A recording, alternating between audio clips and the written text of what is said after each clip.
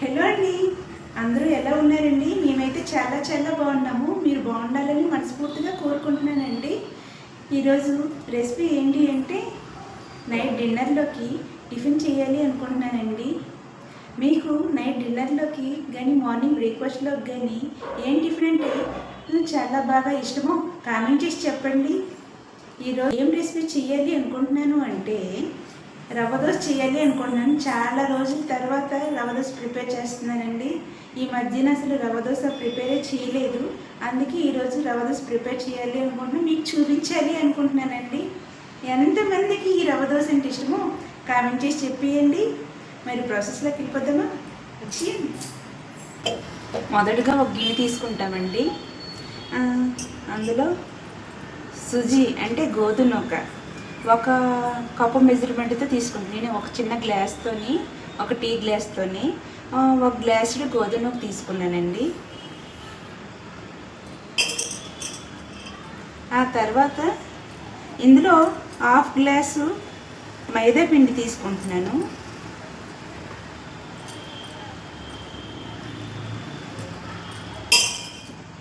చూడండి, half glass మైదా పిండి తీసుకున్నాను.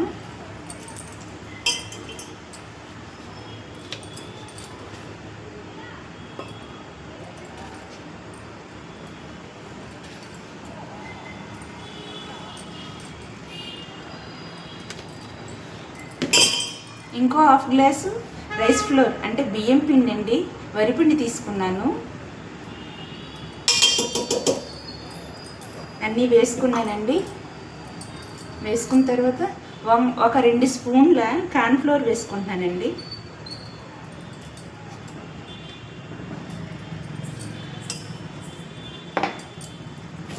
వేసుకొని బాగా మిక్స్ చేసుకుంటున్నానండి.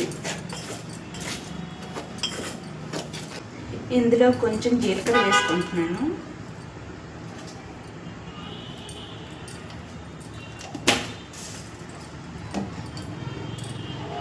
ఇందులో దంచిన అల్లం కూడా వేసుకుంటున్నానండి. ఇందులో దీనికి సరిపోయినంత సాల్ట్ వేసుకుంటున్నాను. తక్కువ వేసుకున్నా పర్లేదు, కానీ తర్వాత యాడ్ చేసుకోవచ్చు. ఎక్కువ వేసుకున్నాం అనుకోండి మళ్ళీ దాన్ని తీయలేం కదా, అందుకే ముందుగానే చూసుకొని వేసుకుంటున్నాను. 1.5 స్పూన్ మాత్రమే వేసాను. వేసుకుని బాగా మిక్స్ చేశానండి.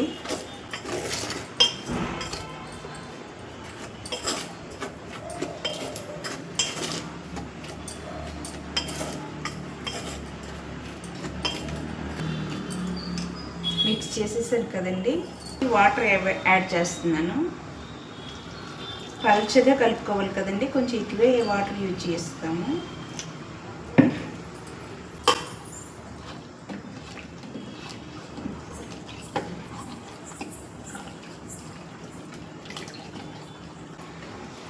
ఈ బ్రేక్ఫాస్ట్ ఈ టిఫిను మా పిల్లలకి ఇద్దరికి చాలా చాలా ఇష్టం అండి.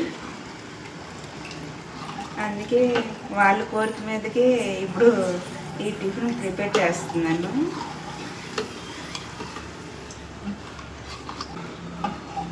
చాలా పలుచగా కలుపుకున్నాను, చూసారా? ఇలానే పలుచగా కలుపుకోవాలండి. ఇప్పుడు దీన్ని ఒక 1/2 అవర్ పాటు రెస్ట్ ఇచ్చేయాలండి. ఆ తర్వాత మనం దోశలు వేసుకోవచ్చు. ఈ లోపు నేను చట్నీకి ప్రిపేర్ చేస్తానండి. దీనికి కాంబినేషన్గా ఏం చట్నీ బాగుంటుంది అనుకుంటున్నారా?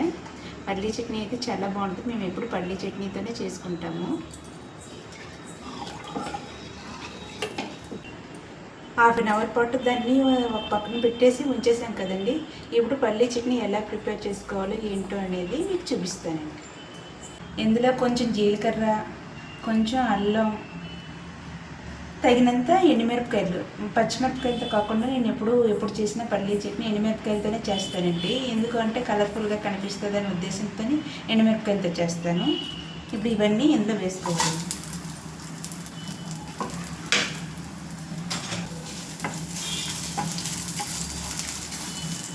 ఓన్లీ శనగ పలుకులే కాకుండా కొంచెం శనగపప్పు కూడా నేను వేస్తానండి. ఎప్పుడు చేసే విధమైతే అలా చేస్తాను. ఈరోజు శనగపప్పు లేదు అనే ఉద్దేశంతో డాల్పప్పు వేస్తున్నానండి.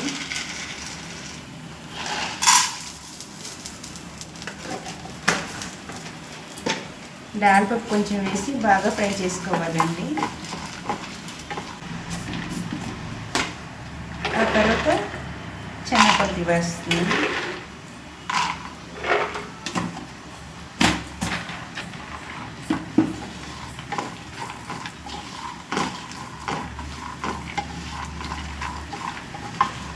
ఇవి హై ఫ్లేమ్లోనే పెట్టకూడదు, అలా అని చిన్న మంట మీద కూడా పెట్టకూడదండి. మీడియంలో పెట్టుకొని బాగా ఫ్రై చేసుకోవాలి. చిట్పట్లాడినంత వరకు ఉంచుకోవాలండి. హై ఫ్లేమ్లో పెట్టేసామంటే మాడిపోవడమే తప్పించి అది పెద్దగా టేస్ట్ ఏమి ఉండదన్నమాట. అందుకనేసి మీడియం ఫ్లేమ్లో అయితే పెట్టుకుంటాను. స్మెల్ బాగానే వస్తుంది. వేగిపోయండి, చిట్పట్లు ఆడుతున్నాయి కూడాను. ఇప్పుడు స్టవ్ ఆఫ్ చేసేస్తున్నానండి.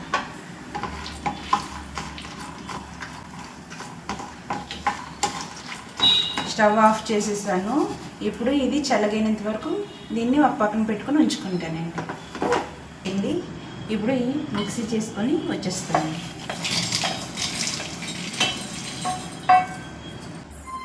ఇందులో దీనికి సరిపడినంత సాల్ట్ వేసుకోవాలండి.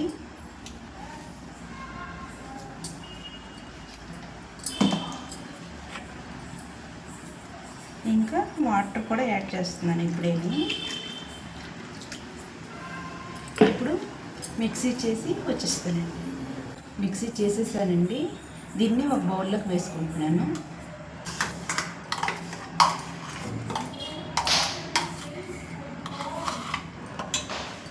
స్టవ్ మీద పెట్టుకున్నామండి. కళాయి హీట్ ఎక్కిన తర్వాత ఆయిల్ కూడా వేసాను. ఆయిల్ కూడా హీట్ ఎక్కిపోయింది. ఇప్పుడు తాలింపుకి ప్రిపేర్ చేసుకుంటున్నాను. చిట్పట్లాడుతుంది. ఆవాలు వేసాను, జీలకర్ర వేసానండి,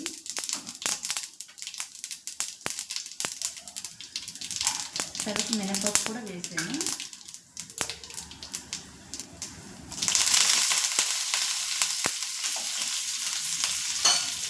కరివేపాకు, ఎండుమిరపకాయలు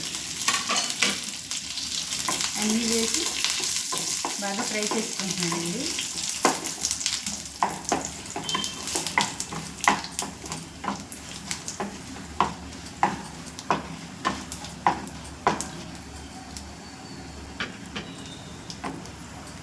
ఇందులో వేసేసుకుంటున్నాను.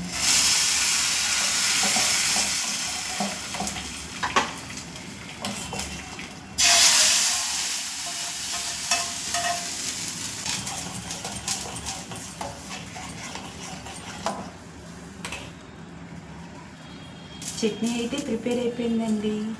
ఇప్పుడు రవ్వ దోశ కోసం చట్నీ ప్రిపేర్ అయిపోయింది. ఇప్పుడు రవ్వ దోశ నెక్స్ట్ ప్రాసెస్ ఏంటో ఏం చేయాలో చూసేద్దామా మరి. హాఫ్ అన్ అవర్ అయిపోయిందండి. ఇది కలిపేసి ఇప్పుడు ఇందులోన చిన్న చిన్న ముక్కలుగా కట్ చేసుకున్న ఆనియను, పచ్చిమిరపకాయలు, కరివేపాకు ఇవన్నీ ఇందులో వేసుకోవాలండి. వేసుకుని బాగా మిక్స్ చేసుకోవాలండి. ఇంతవరకు ఎందుకు ఆనియన్స్, పచ్చిమిరపకాయలు ఇవన్నీ ఎందుకు వేయలేదు అని అనుకుంటున్నారా? ముందు కలిపినప్పుడు ఎందుకు వేసుకోలేదు, ఇప్పుడు ఎందుకు వేస్తుంది అంటే ఎక్కువసేపు ఆనియన్ నానింది అనుకోండి మెత్తగా అయిపోతుంది. అలా కాకుండా క్రిస్పీగా అయితే వేసే ముందే వేసుకుంటారండి. అప్పుడే కొంచెం బాగుంటుంది, కరకరలాడినట్టుగా టేస్టీగా ఉంటుంది. ప్యాన్ పెట్టాను, ప్యాన్ మీద ఆయిల్ కూడా వేసాను, హీట్ ఎక్కిపోయింది. ఇప్పుడు ఆనియన్తో కూడా స్ప్రెడ్ చేసేసానండి. ఇప్పుడు మనం దోశ వేసుకుంటున్నాము.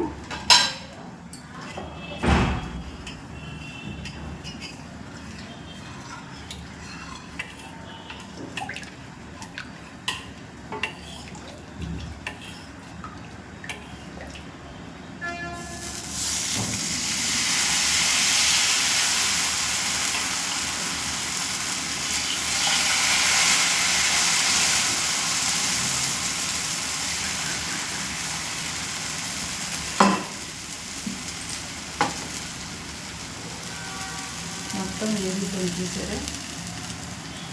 వేసేసాను. ఇప్పుడు మనం కొంచెం ఆయిల్ స్ప్రెడ్ చేస్తాను.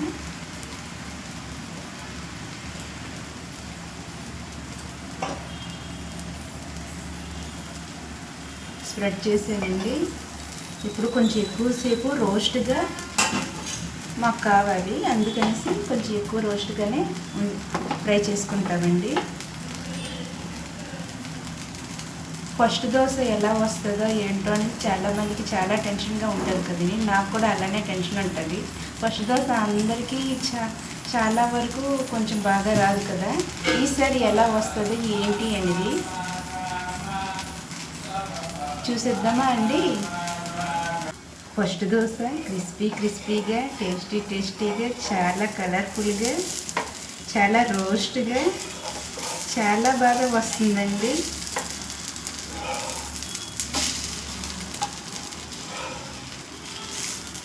చూసారా ఎంత బాగా వచ్చిందో.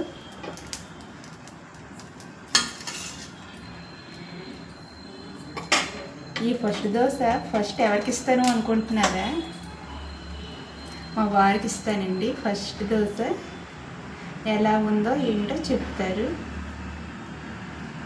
ఇలానే అన్ని దోశలు వేసుకొని టేస్ట్ చేసుకొని తింటూ ఉంటామండి. మీరు కూడా ఇదే ప్రాసెస్లో ట్రై చేయండి. ఈ ప్రాసెస్లో రవ్వ దోశ ఎలా కలుపుకున్నానో చూశారు కదండి. ఈ ప్రాసెస్లో మీరు కలుపుకున్నట్టయితే ఇలాగే క్రిస్పీగా చాలా పలుచగా చాలా టేస్టీగా వచ్చేయండి. ఒకసారి మీరు ఈ విధంగానే ట్రై చేయండి. ఈ వీడియో నచ్చినట్లయితే లైక్ చేసి సబ్స్క్రైబ్ చేయడం మర్చిపోకండి.